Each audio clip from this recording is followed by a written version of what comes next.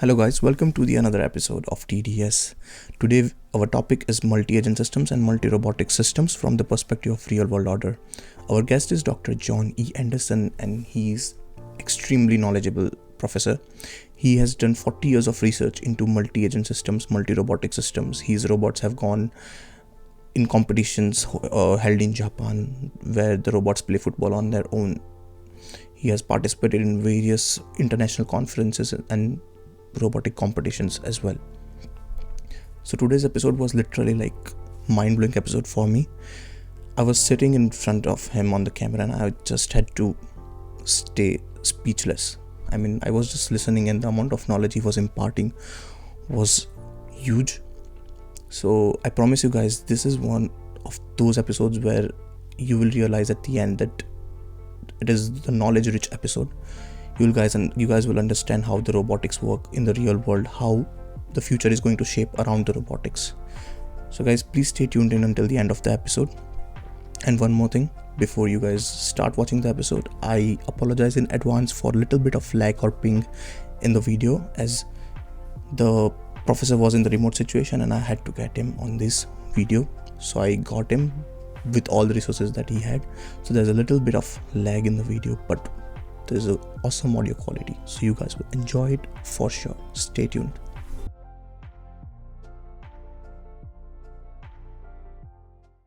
Guys, this is Professor John E. Anderson. He has done bachelor's and master's in computer science from University of Manitoba in Canada. He has done PhD in artificial intelligence from University of Manitoba as well. And since then, he has been teaching at UOFM since last 24 years. And he is currently a board member of the governing body of University of Manitoba. So he has quite a lot of experience on his hands. He has done around 554 articles, to which I will share you the link in below the description. And also he has more than 3,000 or 4,000 citations in many of those articles, so you can see that he's quite popular in this field. So Professor, would you care to explain how this interest was cultivated from the beginning? You did bachelor's in 1980s, if I'm not wrong. So at that point of time, this field would not be so popular as it is right now. My parents agreed to let me live at home while I went to graduate school. And I did a master's here. And I got to work with two really interesting people that shaped a lot of how I do things. And they were Professors David Skuse, who was my master's advisor, and Professor Mark Evans, who was later my PhD advisor, and who is now running a little business called Conquest Planning, and previously ran a big business called Emerging Information Systems, EISI. And I'm actually the only one of his grad students that didn't go and work for him. So I then managed to luck out and get an appointment as a professor here. It's very unusual for someone to be a professor in the same department they did their PhD in, because we tend to like to exchange people around and mix and match and bring in different sets of ideas. And it took me a couple of years to swing that, but I managed to do it. And I've been spending my entire academic career at the University of Manitoba too. I have a lab. I do research in artificial intelligence and robotics. I've had some colleagues come and go. We're looking for some new ones now. We interviewed an interesting AI person yesterday who does work on AI in humor. And I actually like that a lot, so I'm hoping he will turn up here. And I also have gone into university governance. I was the head of computer science for 5 years. And I have also spent most of my academic career on the university's Senate, which makes all of the academic decisions for the university. And I've spent the last 9 years on the university's board, which makes all the business decisions for the university. Would you care to share with us the overview of your research interest? Like how did you find robotic system, multi-agent, multi-robots as your research on, while you went through your careers 20 years, how did you narrow down your research typically while all these experiences? Well, that's an interesting story, because I get a reminder of it about this time every year. My PhD thesis was on improvisation and how we improvise and make our way through different kinds of activities when we have a lot or a little experience with it, and how we adapt ourselves. And that got started when I opened up my cottage, which is in Gimli, when I was a grad student, and had a moment, which I don't have anymore because things have changed there, but for many years had the same moment every year, and that is going to the stove in the kitchen of the cabin and going to make coffee or tea and putting water on to boil and turning on the wrong stove element, so that you're then left with this red hot element and nothing sitting on top of it and the cottage just getting hot. That was what stimulated my interest in my PhD, because I began to ask, well, why would I do that? You know, that's not a normal thing to do. You don't deliberately turn the wrong thing on. But what I was doing was mimicking the routine that I would follow at home doing it. And it turned out the stove at home versus the stove at the cottage had a different mapping of the controls on the panel to which stove elements they turned on. So I was going and turning on the one that would work properly at home, even though I was no longer at home anymore. And I would have to remember that it worked for a different element and either put the kettle on a different element or remember to switch and use a different switch to turn it on. And it was that fact that I would do that for the first time every single year that really got to me, because not only is it wasted time and effort and it looks fairly silly, but you wonder why you keep doing this year after year. And it's because you're following the same routine all the time at home, and your mind wants to default to that because you're performing the same task, even though things aren't quite the same anymore. The closer thing that may happen to some of your viewers is if you're traveling and you get a rental car and you suddenly have to remember how to turn the headlights on or how to turn the windshield wipers on, because every car is a little bit different, and the chances of a rental car you're getting being exactly the same as the one you've had at home are pretty slim. And you always feel foolish for the first few minutes you're in one because you're trying to adapt to all these new controls while you're tired from getting off a plane and dealing with all of the other changes you've had to deal with, and just want to get to your hotel, which is why taking a cab is always easier, right? But adapting new routines or old routines to new situations, teaching an old dog new tricks, so to speak, is always a challenge for people because you want to default to the way you always do things. And that's why anything that changes is a minor annoyance. If your favorite restaurant goes out of the space that it's in and there's a new one there, you might go to that new one, but the first couple of times you're there, it's going to be awkward because it's not the same place and the food is different and the menus are not the same and the people are different and so on. And similarly, if you go to a different town to go grocery shopping or something like that, nothing is quite the same. Anyway, my PhD was on how we do that. And then some of it was the field moving along because, of course, everybody else is doing their work too. And in the AI planning community, which is where this fell into, in the 1990s, people were starting to do more and more work with robots because they were becoming less expensive and a little more easy to power and manage. You didn't have to have a mechanical engineering PhD to work with them anymore. And more people were getting them. So conveniently at the same time, and many things of life are convenient opportunities, serendipity is the appropriate name for it, right? Yeah. But from the Three Princes of Serendip, and someone told me the background on that. But a friend of mine who was a grad student at the same time as me, but did his PhD at the University of Calgary, had been doing more work with robots. And he was in New Zealand, and our department was expanding, and we hired him. And his name is Jackie Baltus. I don't think he's watching, but I will say, hi, Jackie. He's currently in Taiwan. He was in Manitoba for about 15 years. and then he moved to be closer to his wife's family. His wife is from Taiwan, and he's now continuing his career there, but he moved to the U of M, and he started bringing the first robots here with him. And so he and I sort of joined forces, and for many years we ran our lab together and gradually improved the robotics angle, which forces you to think of different things in AI than if you're just working in a simulation. In a simulation, it's very easy to downplay factors that seem off on the periphery, off on the distance.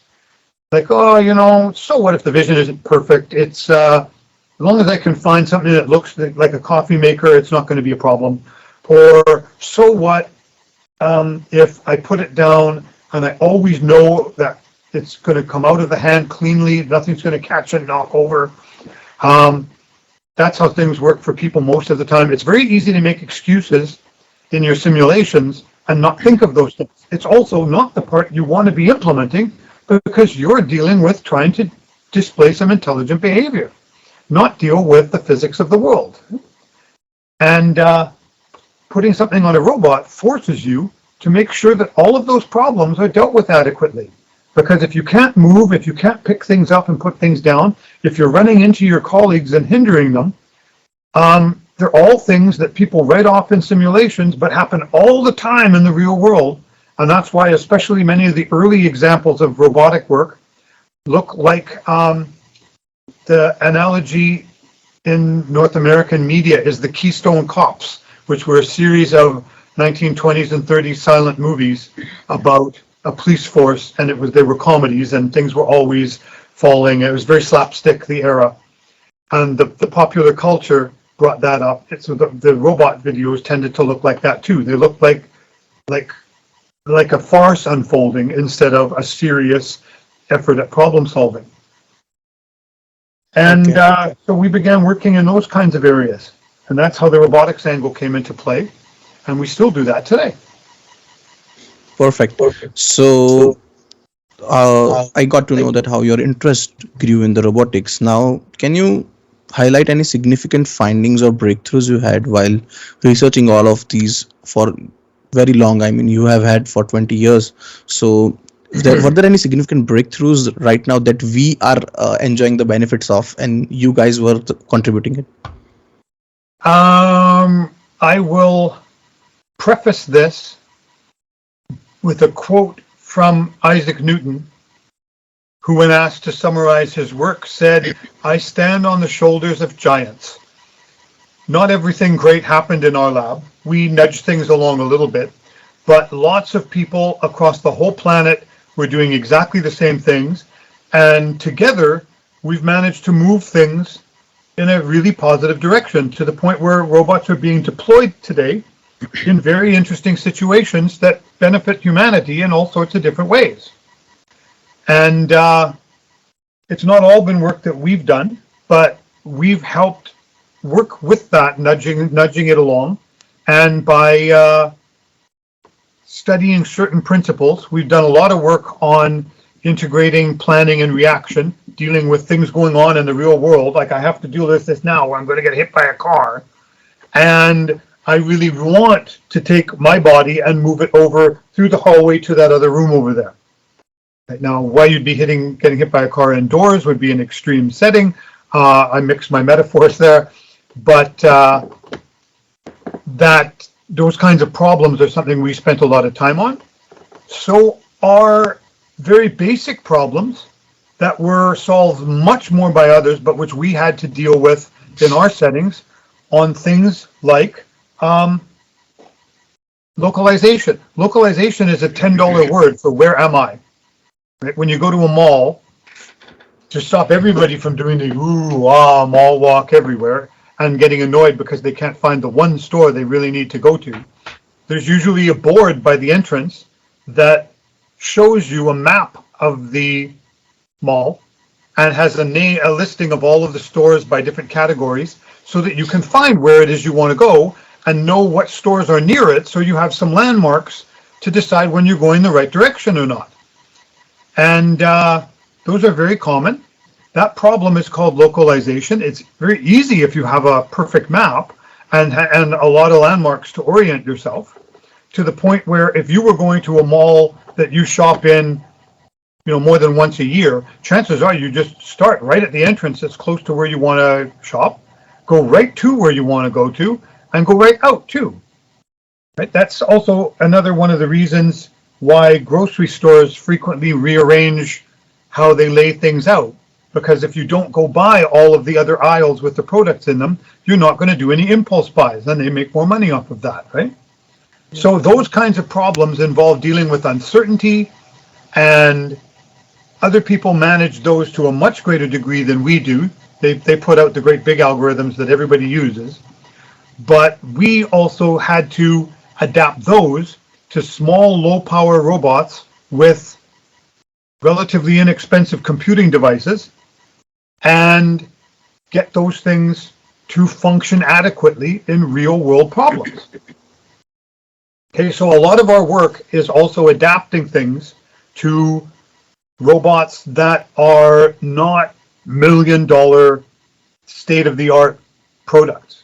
Okay, and some of that is time and money, right? I mean, if you've got $1 million, you can go buy some very nice humanoid robots that do wonderful things for you. Most people don't have $1 million. Certainly the people that live in an apartment that just want their apartment cleaned aren't going to spend $1 million on a robot to help do that. And similarly, dealing with those kinds of problems force us to find real practical solutions to things rather than rely on expensive hardware. And other things you tend to see in very expensive robots are things that are self-correcting, things that are very strong, things that are very accurate. If you're dealing with things that are not all of that thing, then you have to find good computational solutions to solve those problems for you. My colleague Jackie frequently uses the metaphor, and I'm trying to give him credit for this so that it looks like I'm not stealing it, of driving a top-end Mercedes-Benz through a perfectly maintained city road, i.e. not like the ones in Winnipeg, and getting to where you want to go, versus driving a 35-year-old pickup truck with 200,000 kilometers on it and poor tires and brakes down a gravel road with bumps. You have to be able to adapt to all of those other problems and find good solutions for it, and not rely on the fact that you have a really, really great car to fix it. Having a really, really great car is cool, but doesn't necessarily improve your driving. Having to deal with those challenges means that you can solve all of the easy things that a good car can minimize for you, as well as all the challenging problems too.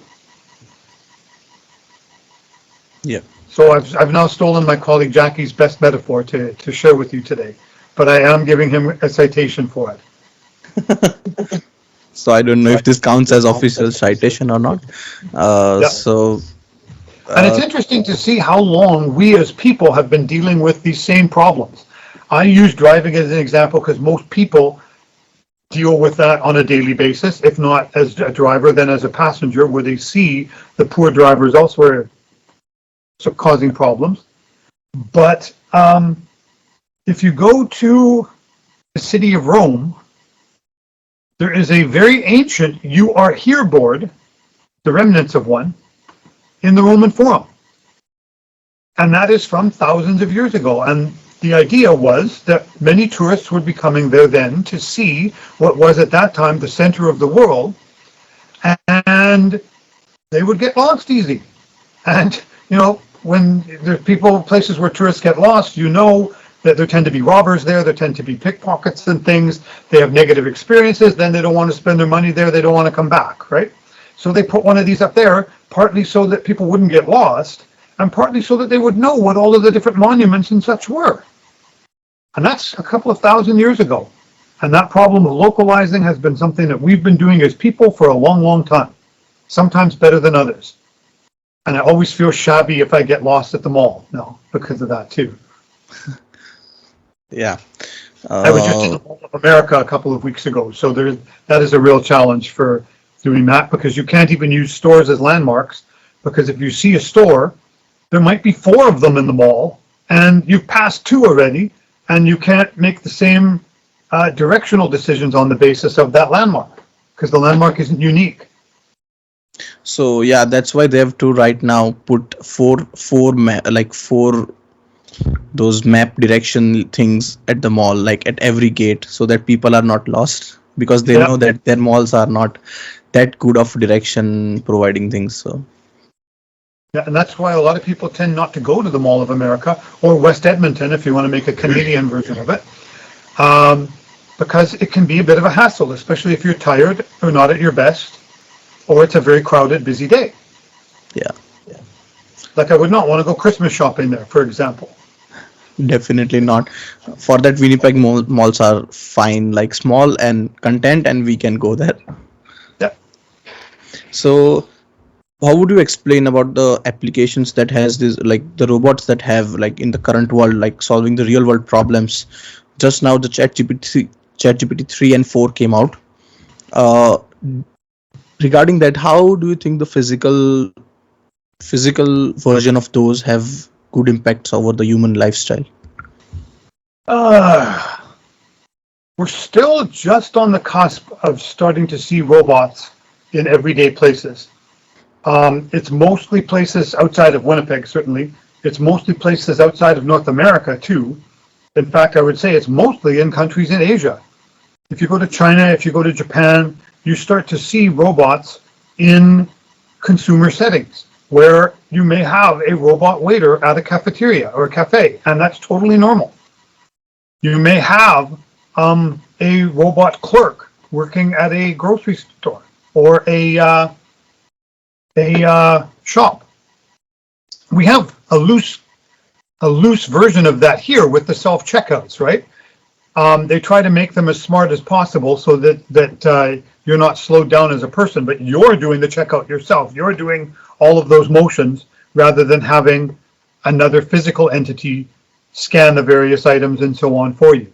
That will be the next step once we move there. But right now, it's trying to make intelligent decisions so that you're not interrupted as much. If the weight is a tiny little bit off, it may be that something shifted on the scale, not that you've piled some extra things there that you're now stealing or something like that, right? Yeah. So you're seeing some of that, but you're seeing a lot more of it in other countries. You will see more and more of this, especially as we get more towards self-driving cars, that will come out everywhere because people will want to use them everywhere, and that takes things being somewhat cheaper than they are right now. So we're getting there. We're getting there. Yeah, like every smallest of Asian countries are also now starting to provide electrical cars, and the research has gone through. Even big major Asian countries like India have started providing the and testing the electrical cars. Soon there will be robots definitely in China, in USA. But how is Canada in the race? Like, how is it far lagging behind, or is it equivalent in the race of robots with US and China, Taiwan and Singapore? Are you talking about robots in general, robots, or are you talking about No, self-driving cars? not the self-driving cars, the entire technology of robots and artificial intelligence. Um, some of it is cultural. In Japan, it is much more natural to interact with robots in general and less common to interact with people. Uh, as a society, and this is not a cultural judgment, uh, the Japanese are more, I'm trying to find words that are not negative sounding. They are inward looking, I would put it that way, rather than looking towards interactions with others quite so much as North American cultures are. There are lots of things in North American cultures where we could see moving to robots more. And we're certainly seeing this during the pandemic because what do you see when you're going everywhere? Now hiring, because everybody is, right? Because there's a shortage of workers, because people are starting to realize that spending their life at work is not necessarily what they want to do. and you're getting more people retiring early. You're getting more people that are unwilling to take poor quality service jobs. And as a result of that, you're seeing more self-service stuff, more self-checkouts at the grocery stores and things like that. But you will also see more robotic interactions because of that too, because that's how you avoid interacting with people. One of the bigger ones that came out during the pandemic was home care. It was very hard to get decent home care if you were an older or an infirm person that needed personal services done for you in your home. Some people need help getting up and getting dressed, for example. They still live at home, but there are points during the day where they need an attendant to help them. Getting up and going to bed is one of them. And if you need that and that person doesn't show up, you're in real trouble if you can't do this yourself. If you're in a hospital or something, it's a matter of rationing the staff around so that everybody gets this done eventually, and that also is a problem now.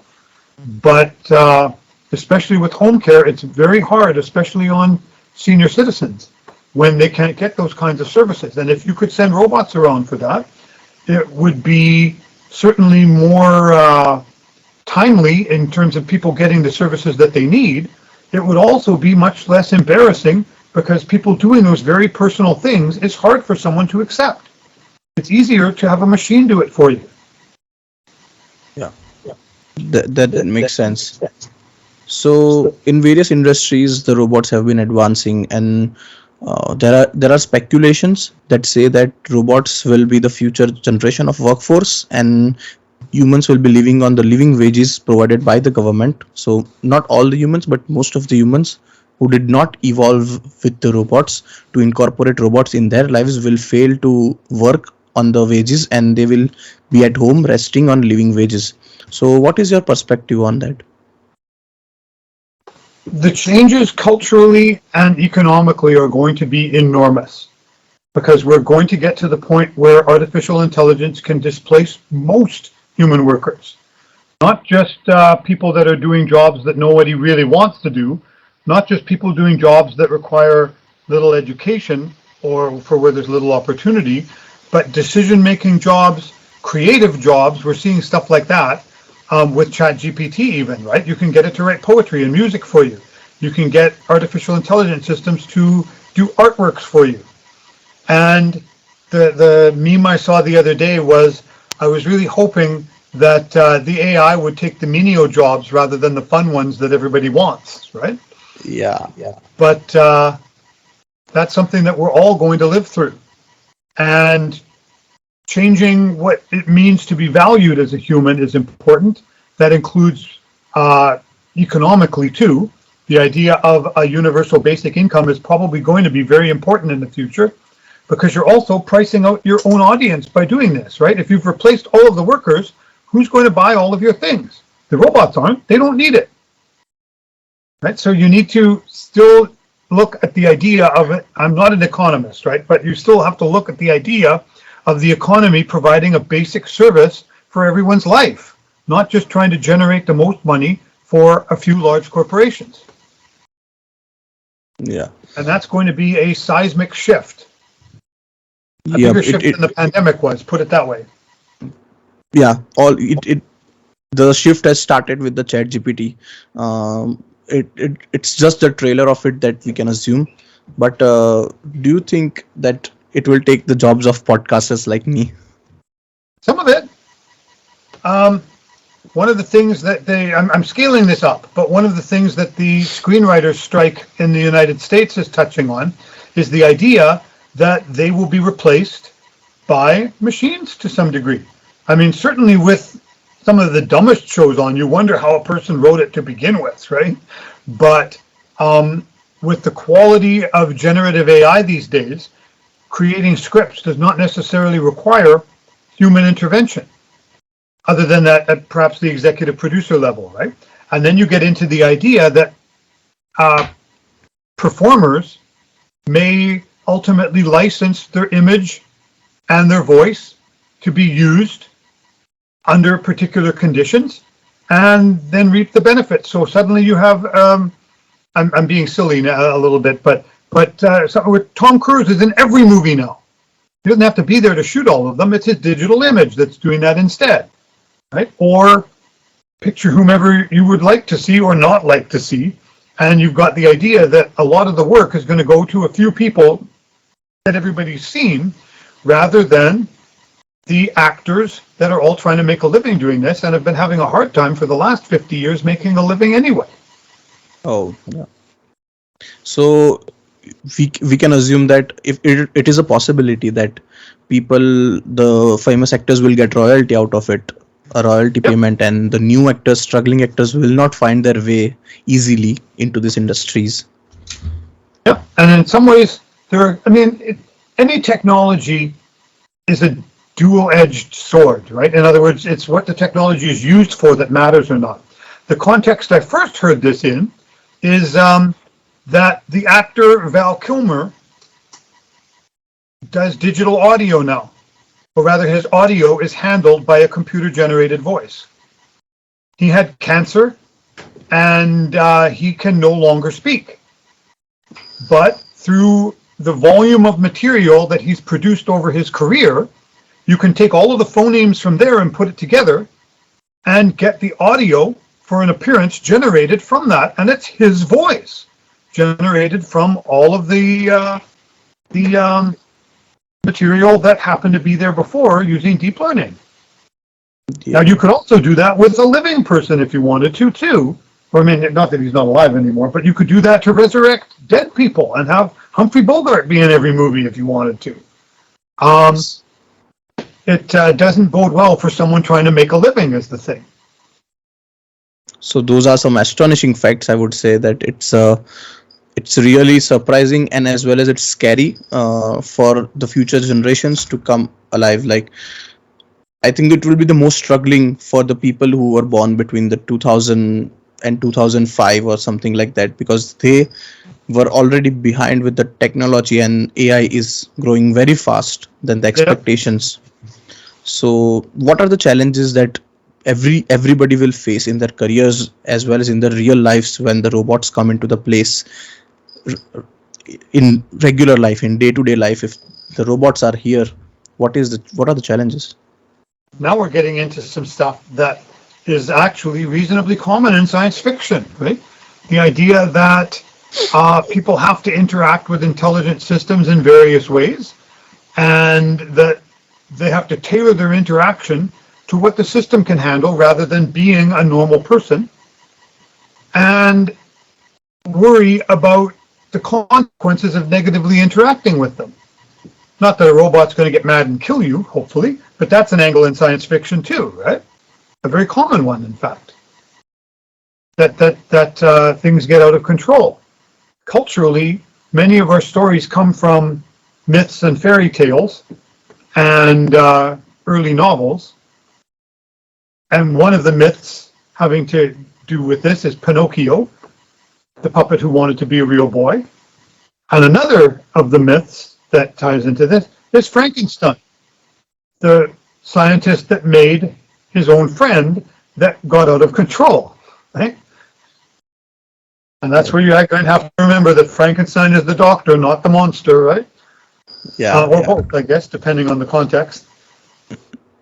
So, in your opinion, what are some promising directions of research that the people should follow to secure their careers, or to make lives out of this robots, use the robots to embark their careers higher? I mean, rather than getting displaced by robots, what are the areas that we can develop on? You're asking me what are the areas that will likely benefit greatly from this? No, like, rather than getting displaced by the robots, what are some areas that what should you do to not get displaced by a robot? Exactly. I don't know that you can easily predict this, because just like ChatGPT can write wonderful prose, it can write wonderful code too. So just becoming someone that does AI programming doesn't necessarily help. A lot of the coding will be done in future through machine learning too, by putting pieces together, by experimenting and exploring with new ideas and the reinforcement you get from the world and from users, and self-improve that way. So you won't necessarily need people to do that. We're replaceable in the context of computer scientists too. I'm not So sure that there actually is something where it is preserved. The important thing is to again value what humans bring to the mix as well.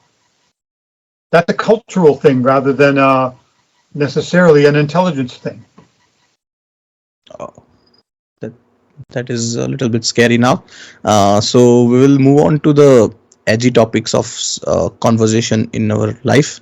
So we have assumed that robots will definitely Edgy. gain. Yeah. So we have assumed that robots will gain consciousness on themselves of how to develop themselves.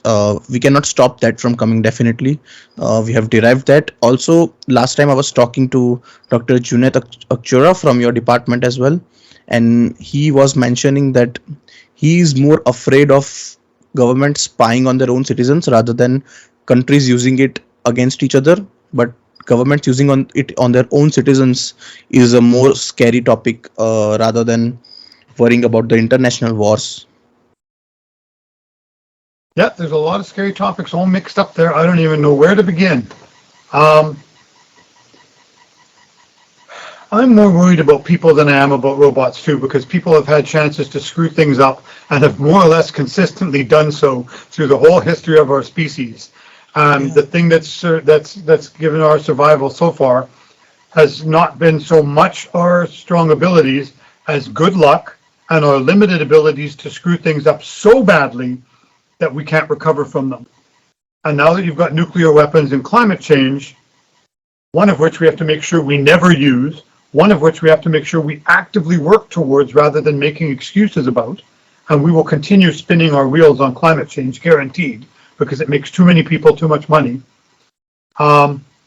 And because of the unfairness and inconsistencies in the world already, that we will be very lucky to get past both of those. Climate Yeah. change being the worst of the two problems. But having said that, that's not stopping me from going and driving my car today. Yeah. Yeah. That It inevitable, probably I should, but suppose.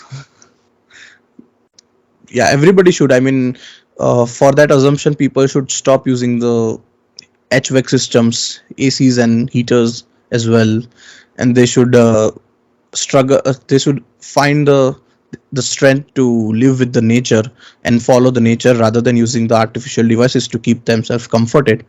But like that is inevitable. We are at the stage where that we cannot stop anything rather than just the abruption of human race and abomination of human race. We are already digging our graves on ourselves. So can we try to still defend or prevent the race destruction of humans by single kill switch? Will, if all the robots are designed, do you think there is a possibility to keep a single kill switch to kill all the robots at single instant if the humans are vicariously scared? it would be hard to see people never trying to use robots negatively against other humans. Um, that again is a subject of science fiction, and it's rare that we've had a tool and not used it.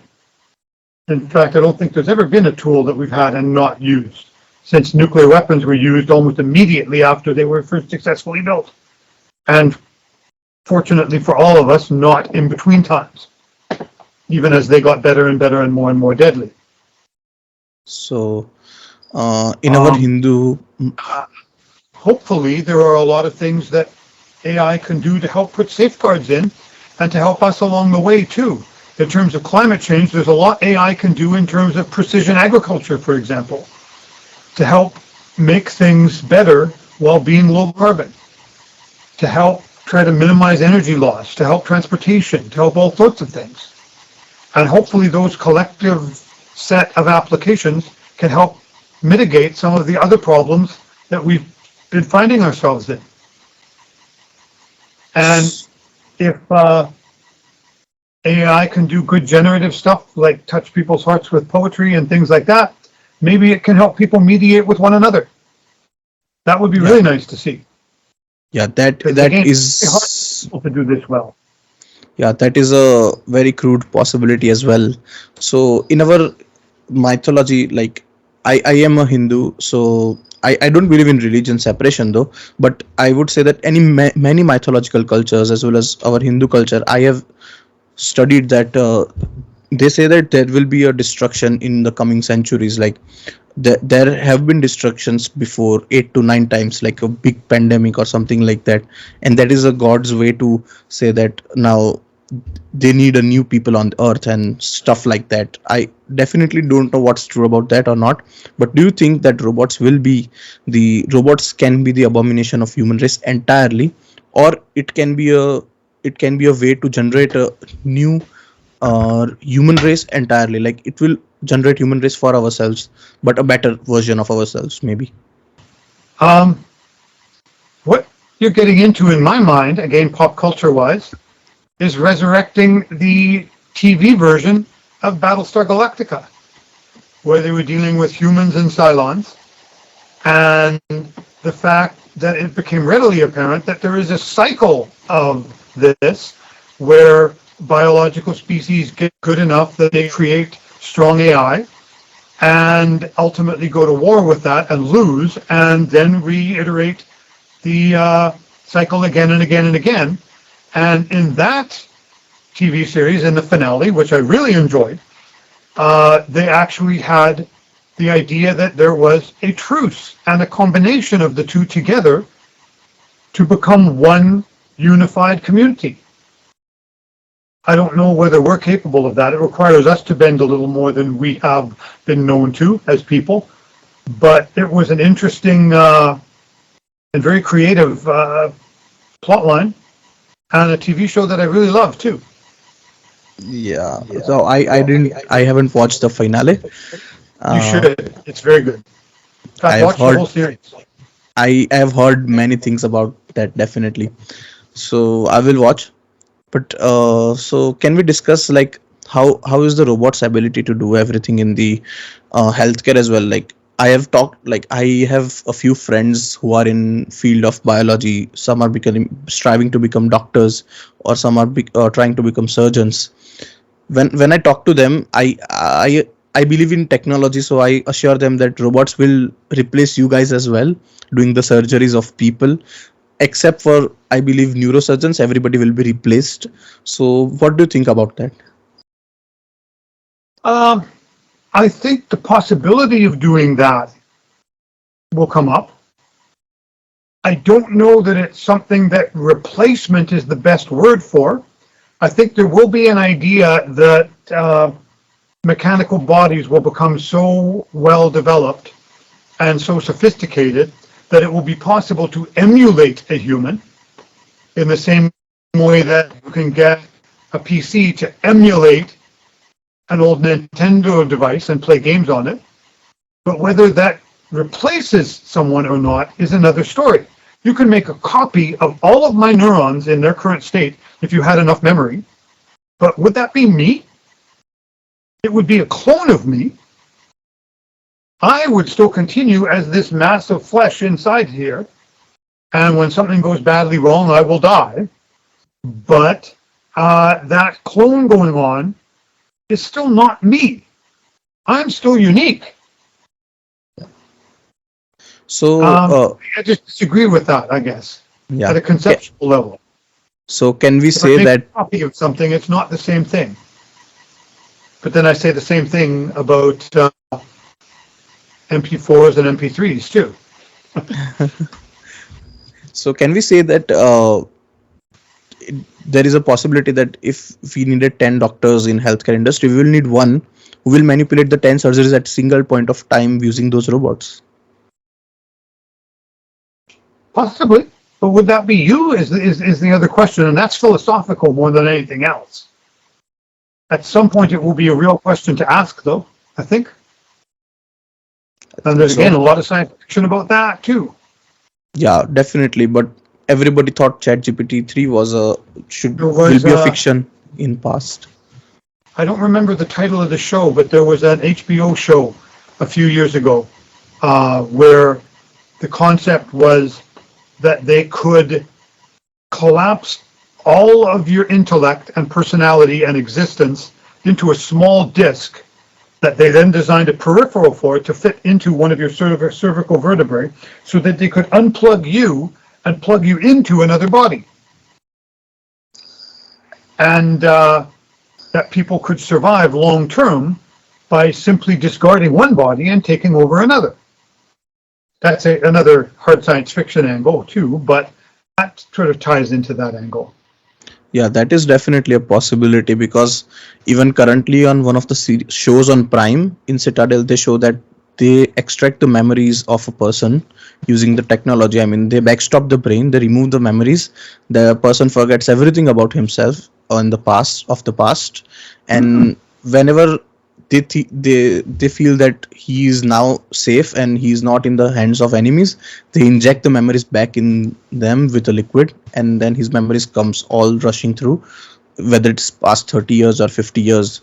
So that is still a fiction at large. I think it's a very high research area. I mean, it's very far away, but we thought ChatGPT 3 is far away, so anything can happen nowadays.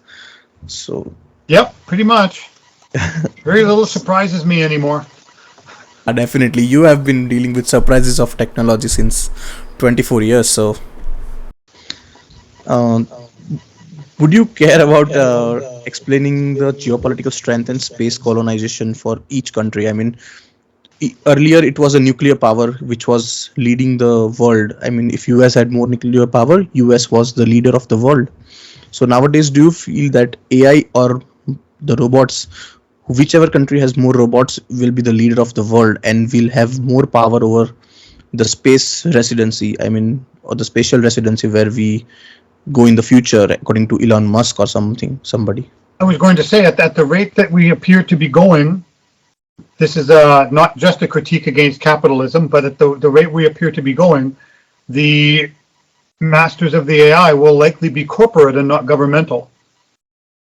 I think so, yeah. There will be issues surrounding that. I will say, because we've touched on some elements of this in a number of ways, that one of my favorite science fiction novels is a Canadian novel called Neuromancer. And the plot line is about a world where AI has been legally limited so that it cannot achieve a sentient condition.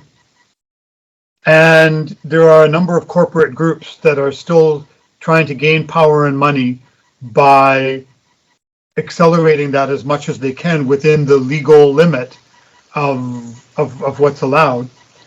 And the plot line is essentially about bringing two artificial intelligent entities together to combine to become something that will then exceed that.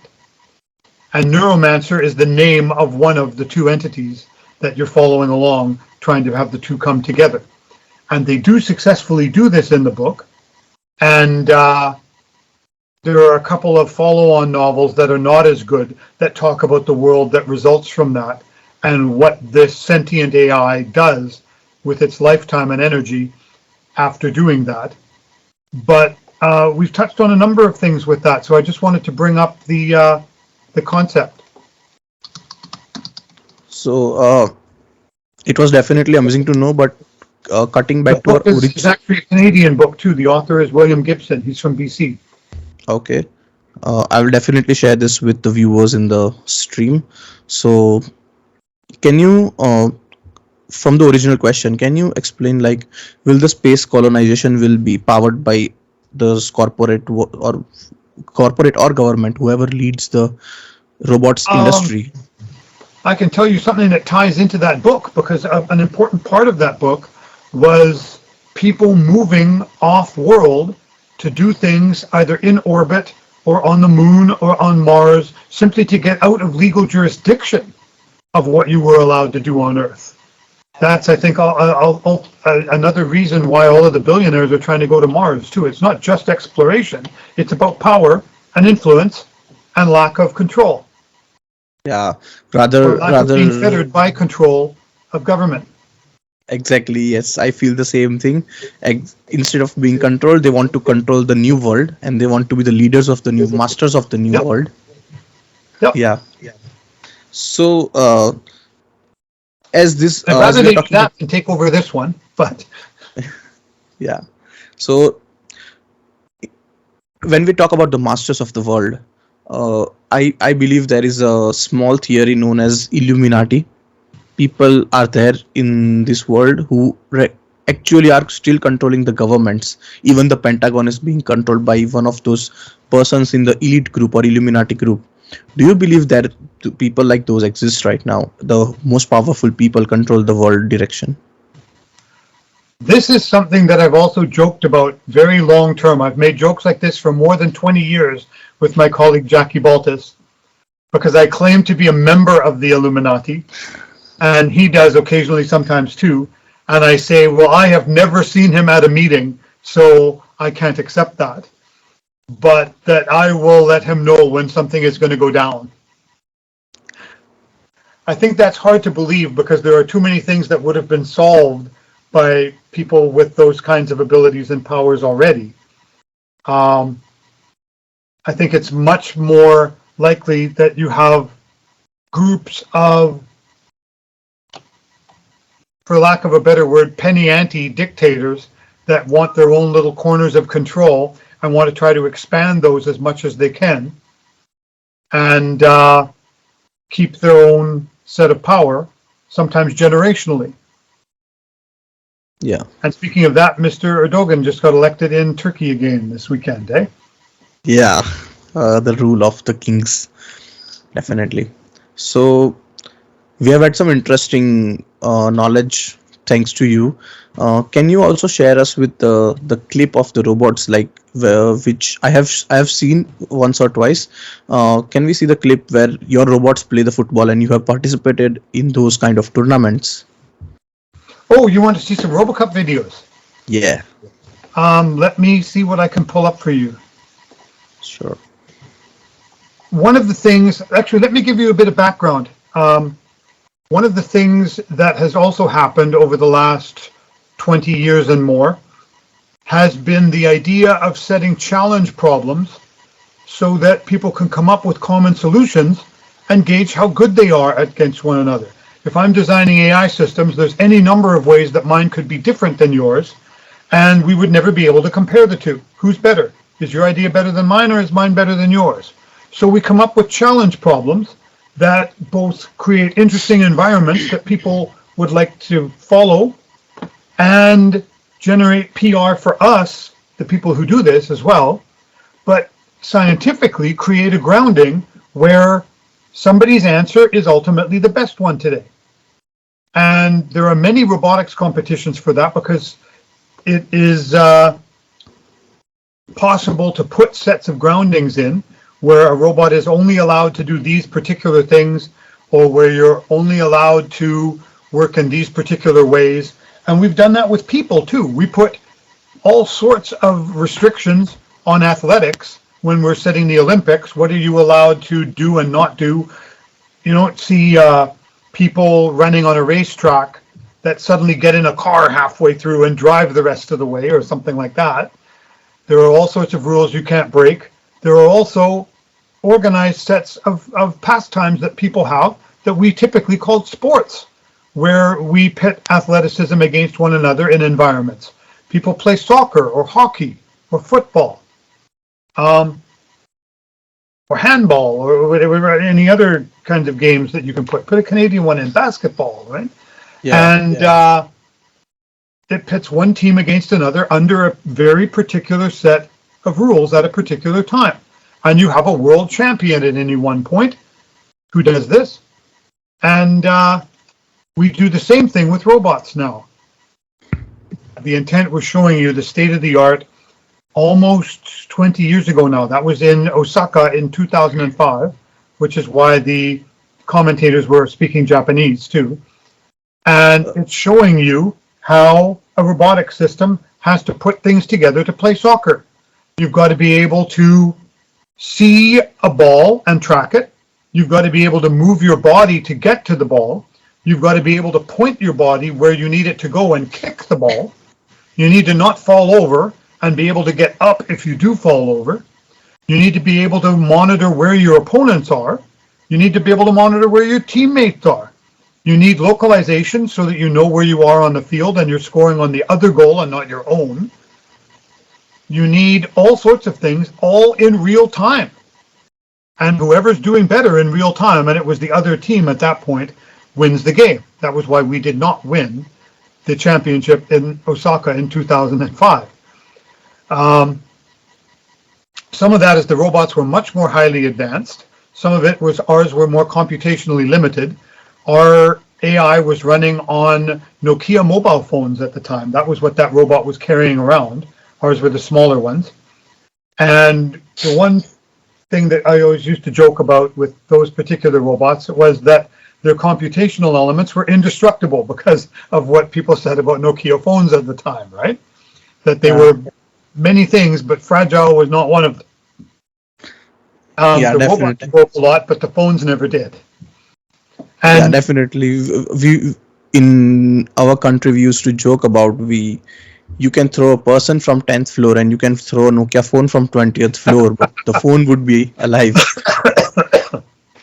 Yeah, very funny, but also probably accurate. Yeah. And the robots have certainly got a lot more impressive. And what the challenge problem has tried to do is manage the nature of the problem to always be a challenge, but always be a plausible challenge as it goes along. So the size of the fields has increased. The size of the allowable robot has increased.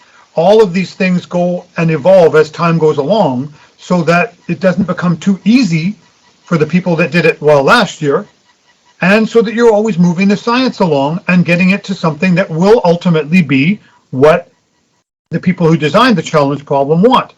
And in the RoboCup case, what they want is for a team of robots to beat the best human team by 2050. I think they're probably going to ultimately come out ahead on that, but we will see. We will see, definitely. So moving on to the next segment, which is how students and next generation of people can get AI and machine learning and robotics as their career path. How would you explain, as a professor with extensive teaching experience as you have, what are your insights on the importance of AI or multi-agent systems for the education perspective for students today? I would say it's the most important part of computer science to study, and that robotics is the most important part of mechanical/industrial engineering to study, simply because of where the future likely lies with those. I think anybody without some background in that will be poorer, if only for successfully interacting with robots. In the same way that we teach our children a lot of things in the first years of school. A lot of them are basic skills like reading and writing and math. A huge amount of what kids are learning in the first years of school are how to interact successfully with people, how to get along with other kids and not get into fights, how to treat people well, how to deal with adults whose expectations are maybe too high for what you can meet right now or too low, and how to get along in the world. We send them to school every day, but they're learning more than reading, writing, and math. They're learning about people and their place in the world. And learning about your future place in the world will involve working with machines. It has to. In the same way that we prepare our children, and we have prepared our children in recent generations to work with machines. We start teaching them computing fairly early compared to certainly when I was a kid. And yes, I've been around since computers have been around. We'll leave it at that. And similarly, you teach kids about driving while you drive and they're watching you. So they learn not to be on their phone when they're in the car, not to do all these other things. Or they learn to do all this because apparently mom and dad think that's okay, right? And that's part of the problem, is they're conditioned to do these negative behaviors because their own family is sloppy with them. And they grow up learning that that's normal. Yeah. So you want kids to learn how to work and interact with intelligent systems, just like you would expect them to work and interact with tools and household appliances, and cars. So that it's not totally foreign to them. So um, the part of not failing in the future is also depends on the parents, how they teach their how they inspire their own kids to interact with the new technology or the robots, right? Yep. I think so anyway. Yeah, no, I definitely agree with it. It's a very important part of growing up and nurturing the kids. Now, what what are the topics, like when I was talking to Dr. Junaid, he told me that his friends were working at Meta and Google. They were also one of his friends also got fired, but he was a PhD. He did a PhD from IIT Delhi, and he was still fired from those big companies. But he told me that his topic of PhD was not that interesting and not aligning with the future. That's why he was not important to the company. So, can you list some of the topics which will be very much interesting and which the people must pursue to secure their careers in AI, or anyhow secure their careers in future? Um, I don't know about specific topics, but certainly certain skill sets will be important. Getting along with others is an enormous one.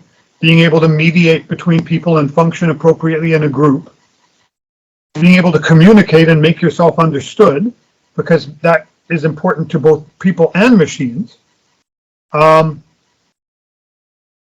and being able to be, I guess, in a single word that you don't hear as often as you should, resilient.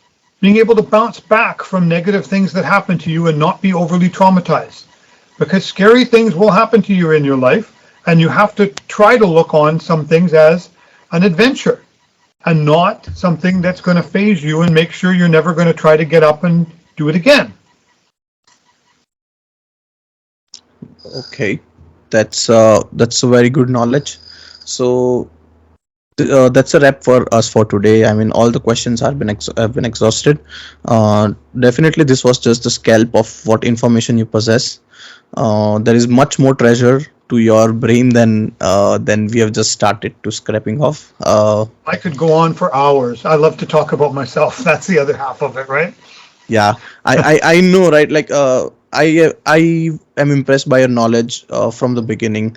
You had a great you have a great career. You have great experience with communicating with new people on day-to-day basis before the lockdown came. So almost 20 years of experience with interacting with new people, going into competitions of robots and inventing new things, contributing and nudging the whole force of robots and the computer scientists in the forward direction. So thank you very much, Professor, for your time. I will Thank you very much for attach. having me, Janelle. You've made it a very interesting morning for me.